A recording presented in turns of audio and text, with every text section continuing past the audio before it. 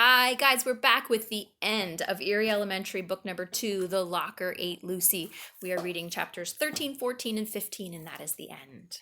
13 is called Hanging by a Thread. I need to do something or I'll be smashed, Sam thought. He lay flat as a board. He pushed his feet forward as the water rocketed him towards the end of the pipe. My sneakers and this fast speed just have to help me break through this old rusty pipe. Sam's feet slammed into the end of the pipe. Crash! It cracked open and Sam was shot out into the air. Oh no! He screamed. He was high above the lunchroom. He was in midair, 30 feet up, and then falling.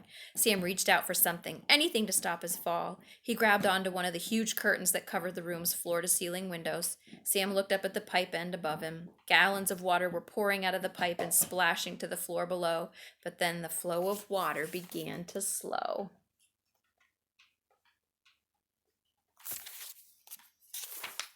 The water heater must have run out of water. The danger was over. I did it, Sam thought, dangling from the curtain. He looked down. The lunchroom was empty. Phew, I'll just climb down this curtain, then I'll find Antonio and Lucy. But no, Eerie Elementary was not done with Sam Graves. The water on the lunchroom floor began rising. It was taking shape. It was becoming something. Sam gasped. The water was taking the form of a giant hand. You see it? Gonna grab him. Help! Sam shouted. He tried to climb higher up the curtain, but the curtain began swaying. It was trying to shake Sam off. The curtain had come to life. Rip! The curtain started to tear. Sam looked down at the huge watery hand of Eerie Elementary. It opened wide. It was reaching for him. Chapter 14 is called Watery Hand. Sam hung by a thread from the monstrous curtain. He was about to be grabbed by the enormous hand. But wait! Sam remembered something. That morning, Miss Grinker had said, "Today's weather will be the hottest ever." Sam tightened his grip on the curtain, and then he tugged. The curtain tore. The entire curtain fell to the ground, along with Sam. Sunlight poured through the window. Hot rays of sunlight were shining directly on the watery hand.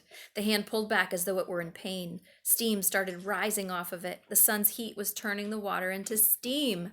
The school howled. But still the hand reached for Sam. It was hurt, weakened, but not beaten.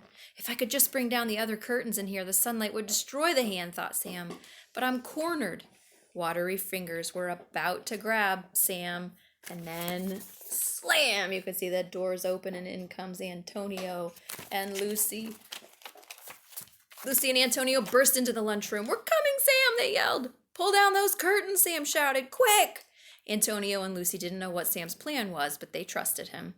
Antonio tugged on one curtain. Lucy grabbed another. Soon even more sunlight flooded the room.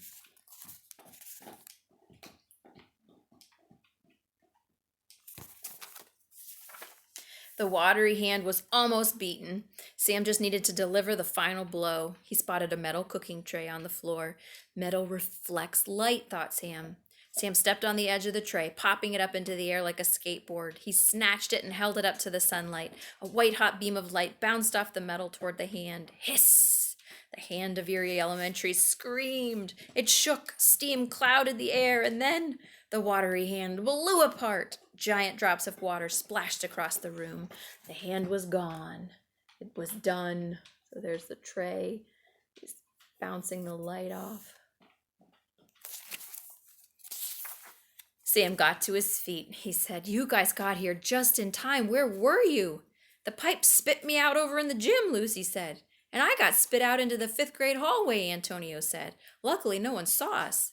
Sam was so tired he could barely stand. "Man, I owe you guys big time," said Sam. "Are you kidding? You two saved me today," Lucy said.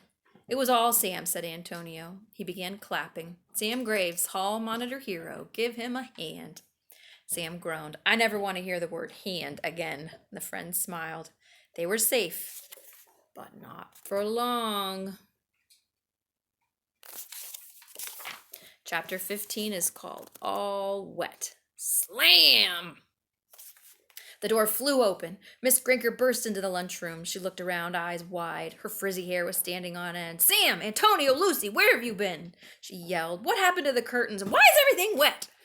Just then, Mr. Nakobe rushed in. He began calmly mopping up the water. Then he said, "Miss Grinker, Sam was helping me wash the windows. Didn't I tell you?" Miss Grinker was still upset. "No, you didn't tell me, and Sam should have asked me if he could leave class. He missed our entire weather lesson." "I'm becoming forgetful in my old age," Mr. Nakobe said. Sam smiled and looked to the floor. Mr. Nakobe to the rescue. There's Mr. Nakobe.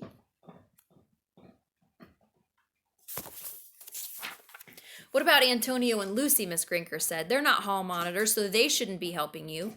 "I'm making them assistant hall monitors. They've proven to be very helpful to Sam."